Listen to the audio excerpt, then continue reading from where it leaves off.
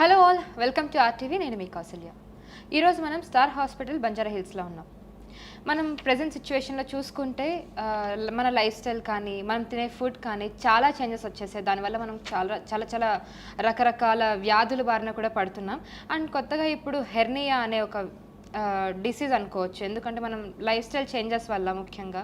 So hernia అనే దానివల్ల ఎక్కువ మంది బాధపడుతున్నారు. అసలు ఇది ఎందుకు వస్తుంది, ఇది ఏ ఏజ్ గ్రూప్లో వస్తుంది, దీనికి ట్రీట్మెంట్ ఏంటి, ఎలా డయాగ్నోస్ చేస్తారు, ఈ అన్ని విషయాలని మనం ఈరోజు తెలుసుకుందాం. సో వీటిని మనతో షేర్ చేసుకోవడానికి సర్జికల్ గ్యాస్ట్రాలజిస్ట్ లక్ష్మీకాంత్ గారు మనతో పాటు ఉన్నారు. ఆయనతో మాట్లాడదాం. నమస్తే సార్, ఎలా ఉన్నారు? సార్, అసలు ఈ హెర్నియా అంటే ఏంటి, అసలు ఇది రావడానికి రీజన్స్ ఏంటి? మన బాడీలో అబ్డోమెన్ క్యావిటీ అనేది కండరాలతో అంటే కవరప్ అయి ఉంటుంది. ఇదేంటంటే మన ఇంటెస్టైన్స్ అన్నిటిని కూడా ప్రొటెక్ట్ చేస్తూ ఉంటుంది. ఈ అబ్డోమెన్లో కొన్ని వీక్ స్పాట్స్ ఉంటాయి. ఆ వీక్ స్పాట్స్ అనేది ఏంటంటే మనం తల్లి దగ్గర నుంచి మన మదర్ దగ్గర నుంచి జన్మించిన దగ్గర నుంచి అంబలికస్ అనేది ఒక వీక్ స్పాట్. అదేవిధంగా మన మగవాళ్ళల్లో అంటే టెస్టిస్ అనేది మన కిడ్నీస్ దగ్గర డెవలప్ అయి గ్రాడ్యువల్గా కిందకి జారి స్క్రోటంలోకి వస్తూ ఉంటాయి. అది వచ్చినప్పుడు ఏంటంటే ఎంబ్రిలాజికల్గా ఒక మన పెరిటోనియల్ క్యావిటీని అంటే పెరిటోనియల్ మెంబ్రేన్ కిందకి తీసుకెళ్ళి అది మూసుకుపోవటం అనేది జరుగుతూ ఉంటుంది. అది ఎప్పుడైతే మూసుకోదో అప్పుడు ఇంగ్వైనల్ హెర్నియాస్ అనేవి వస్తూ ఉంటాయి. సో ఏంటంటే మన అబ్డామినల్ క్యావిటీ ఉన్నటువంటి ఆ మస్కులేచర్ మనల్ని ప్రొటెక్ట్ చేస్తూ ఉంటుంది. అంటే ప్రొటెక్ట్ చేయటం అంటే ఇప్పుడు మన బాడీలో బౌల్ మూమెంట్స్ని మనం అబ్డామినల్ ఎక్సర్సైజ్ చేస్తున్నప్పుడు, అదేవిధంగా ఏంటంటే మన ఇంటెస్టైనల్ మొటిలిటీని మెయింటైన్ చేసుకోవడానికి ఈ మజిల్స్ అన్నీ కూడా తోడ్పడుతూ ఉంటాయి. సో ఈ అబ్డామినల్ వాల్ ఏదో ఒక వీక్ అయిందనుకోండి, అంటే వీక్ అవ్వటం అంటే అది ఎంబెరలాజికల్గా అంటే చిన్నతనంలో అంటే చిన్నపిల్లల్లో అది బొడ్డు దగ్గర తల్లి దగ్గర నుంచి పుట్టగానే అక్కడ వీక్నెస్ వల్ల అయి ఉండొచ్చు. ఒకవేళ టెస్టిస్ కిందకి డిసెండ్ అయ్యేటప్పుడు ఆ పెరిటోనియం అనేది క్లోజ్ అవ్వాల్సిన టైంలో క్లోజ్ అవ్వకపోతే ఇంగ్వైనల్ హెర్నియాస్ అని వస్తూ ఉంటుంది. అదేవిధంగా ఏంటంటే బేసిక్గా ఈ మోడర్న్ లైఫ్ స్టైల్లో మీరు చూసారంటే ఇప్పుడు మన విలేజ్కి వెళ్ళామంటే మన తాటి చెట్టు ఎక్కేవాడు మొత్తం అందరికీ కూడా 6 ప్యాక్స్ ఉంటాయి. కానీ అదే 6 ప్యాక్స్ మన కోసం మనం చాలా కష్టపడుతూ ఉంటాం. సో ఎందుకంటే మన మసిల్స్ అనేది చిన్నతనం నుంచి ఎవరు వ్యాయామం ఎక్సర్సైజ్ ఏం చేయట్లేదు. అలా ఉన్నప్పుడు మన అబ్డామినల్ మసిల్స్ మన రెడీగా లేకుండా ఏదైనా అనుకోని పని అంటే అనుకోని బరువులు ఎత్తినా, లేకపోతే ఒక సివియర్గా దగ్గు వచ్చినా, లేకపోతే ఏ పొట్టలో ప్రెషర్ పెరిగినా ఆ పొట్ట ప్రెషర్ని తట్టుకోలేక మన బాడీలో ఉన్న అవయవాలు బయటకు వస్తూ ఉంటాయి. ఎప్పుడైనా కానీ మన ఇంటెస్టైన్స్ అనేది ఆ చిన్న అటువంటి రంధ్రం నుంచి బయటకు వచ్చినప్పుడు దాన్ని హెర్నియా అంటాం. అంటే అది బవల్లో ఉన్న బవల్ కంటెంట్ స్మాల్ బవల్ అవ్వచ్చు, లార్జ్ బవల్ అవ్వచ్చు, మన బాడీలో ఉన్నటువంటి కొవ్వు అవ్వచ్చు. కొన్నిసార్లు ఏంటంటే మన ప్రీ పెరిటోనియల్ ఫ్యాట్ మాత్రమే ఉంటుంది. ఆ విధంగా అంటే దాన్ని మనం కొన్నిసార్లు ఎపిగాస్ట్రిక్ ఏరియాలో fatty hernia of Linea Alba అంటాం. ఈ విధంగా రకరకాలైన అంటే మనం అబ్డామినల్ వాల్ పైనుంచి కింద వరకు తీసుకున్నప్పుడు బాడీని అంటే మన అబ్డామినల్ క్యావిటీ అండ్ థొరాక్స్ని మన డయాఫ్రమ్ అనేది డివైడ్ చేస్తూ ఉంటుంది. ఈ డయాఫ్రమ్లో నుంచి కూడా మన అన్న వాయువు అంటే ఈసోఫేగస్ కిందకి వస్తూ ఉంటుంది. ఆ ఈసోఫేగస్ వీక్నెస్ ఉంటే కూడా అక్కడ హైటస్ హెర్నియా అని వస్తూ ఉంటుంది. అదేవిధంగా కొన్ని రేర్ హెర్నియాస్ అంటే ఇప్పుడు వయసు పెరిగిపోయి ఓల్డ్ ఏజ్లో మజిల్స్ చాలా వీక్ అయిపోతాయి కాబట్టి రేర్ హెర్నియాస్, ఆప్ట్రేటర్ హెర్నియాస్ అంటే మన పెల్విక్ డయాఫ్రమ్ దగ్గర వస్తూ ఉంటాయి. అదేవిధంగా లంబార్ హెర్నియాస్. సో ఈ విధంగా రకరకాలైన హెర్నియాస్ బాడీలో ఇప్పుడు మనం బాడీని ఒక క్యావిటీ లాగా తీసుకుంటే, ఒక మసిల్స్తో కూడినటువంటి క్యావిటీగా తీసుకుంటే ఎక్కడ వీక్నెస్ వస్తుందో అక్కడ బాడీ కొన్ని బయటకు వస్తూ ఉంటాయి.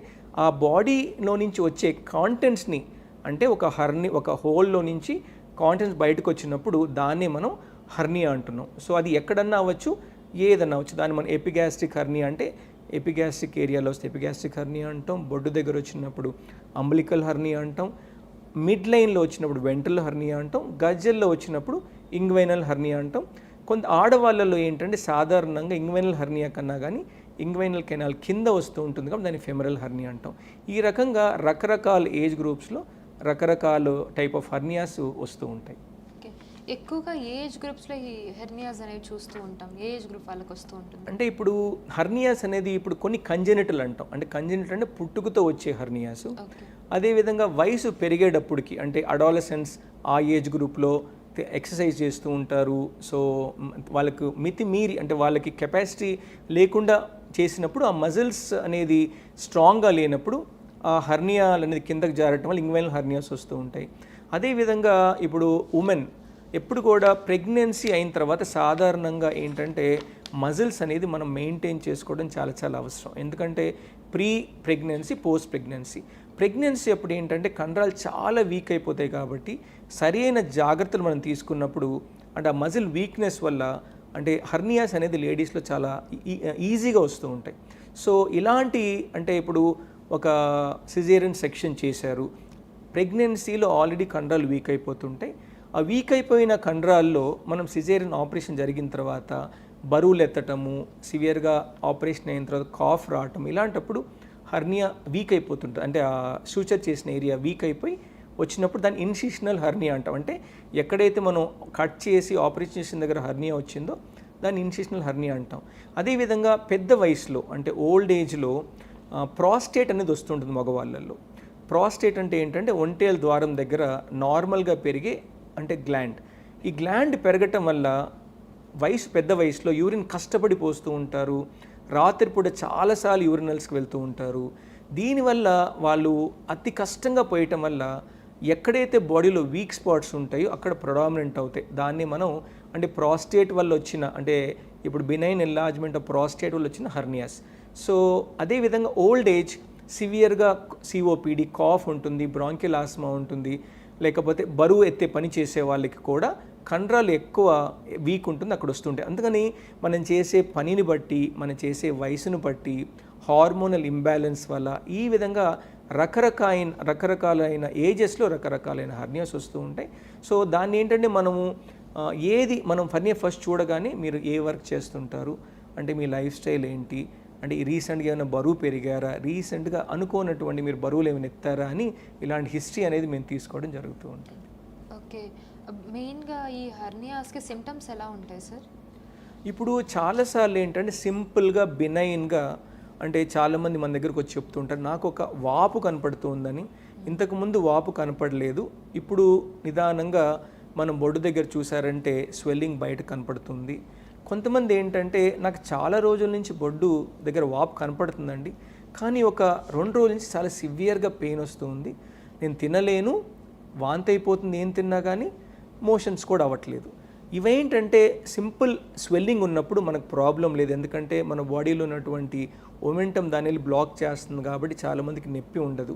ఎప్పుడైతే ఒమెంటంతో పాటు మన చిన్న పేగులు లేకపోతే లార్జ్ బౌల్ వెళ్ళిపోతాయో ఆ చిన్న పేగులకు వెళ్ళేటువంటి బ్లడ్ సప్లై కట్ ఆఫ్ అయిపోవటం వల్ల ఎప్పుడైతే బ్లడ్ సప్లై కట్ ఆఫ్ అయిపోతుందో పేగులు అంటే మనం ఏమంటామంటే ప్రీ గ్యాంగ్రీనస్ అంటే గ్యాంగ్రీన్ అంటే కుళ్ళిపోయే ముందు దాన్ని మీ ప్రీ గ్యాంగ్రీనస్ అంటాం. పేగులు బ్లాక్ అవటము, కుళ్ళిపోవటము, సీరియస్ అయిపోతూ ఉంటారనమాట. అంటే ఎప్పుడైతే పేగులు కుళ్ళిపోతాయో చాలా సివియర్ కండిషన్స్లో వాంతులతో, ఫీవర్తో హాస్పిటల్ రావటం అంటే అవుతూ ఉంటుంది. సో అది క్రిటికల్ పాయింట్ అనమాట. అంటే ఎప్పుడైనా సరే మన స్వెల్లింగ్తో వచ్చినప్పుడు అది ఏం ప్రాబ్లం ఉండదు.